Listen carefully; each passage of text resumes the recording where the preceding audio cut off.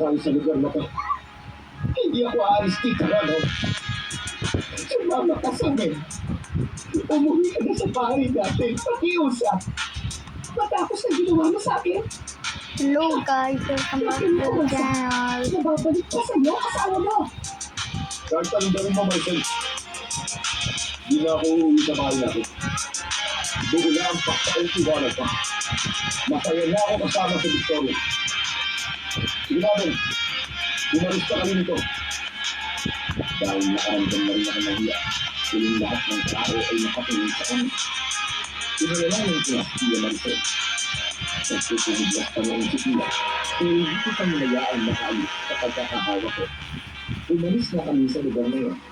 Hindi ko rin alam kung paano kami nakauwi sa bahay namin sa kabila ng mga nangyari.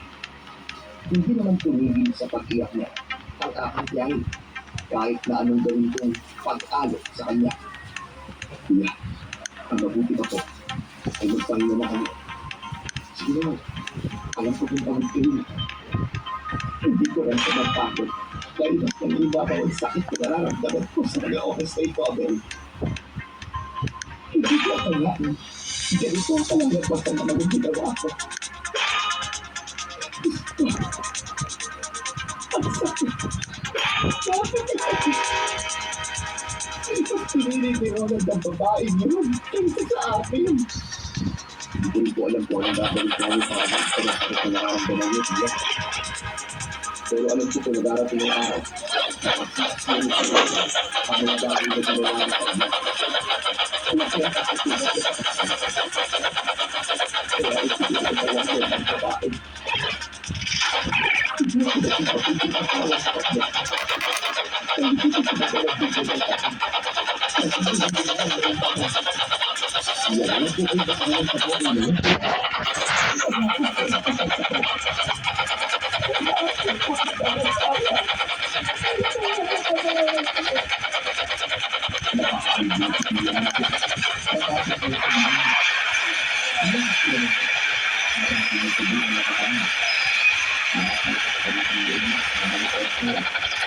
Nagpumigil siya sa kanya.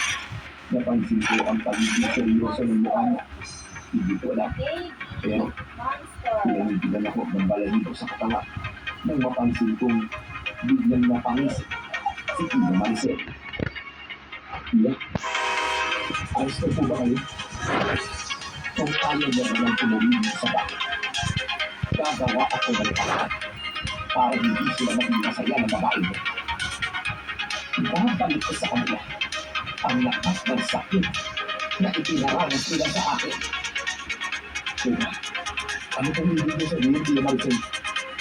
Naghihirapan ko si Ronald hanggang sa siya mismo ang lumapit sa akin at humingi ng tawad. Matagal din ako nagtiis sa pagbababae. At ilang beses ko siyang pinatawad at pinangkat.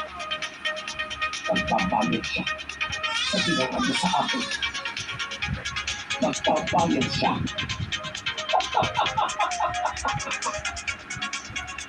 Hindi na buwan ko dahil sa ginawang ni Tina Marcel. Naisip ko na baka nawala na siya sa kanyang sariling kapiluan.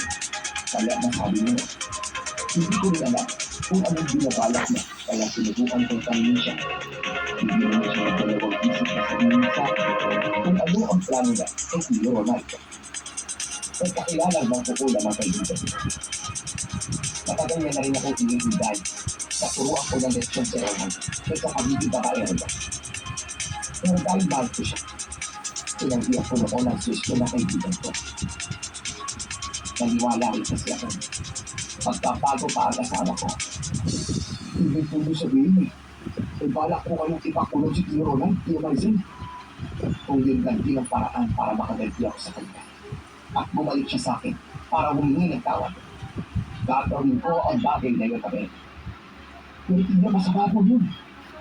Posibleng mapahamak din po kayo kung sakali man po ibalik ko na sa inyo ang kulang na gagawin sa kanya.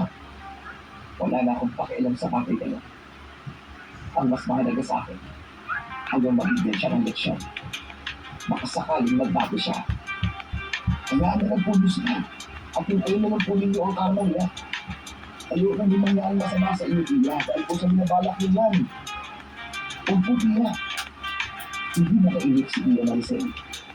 Napatuloy lang siya sa akin at walang ano-ano. Muli na naman siyang nakaiyak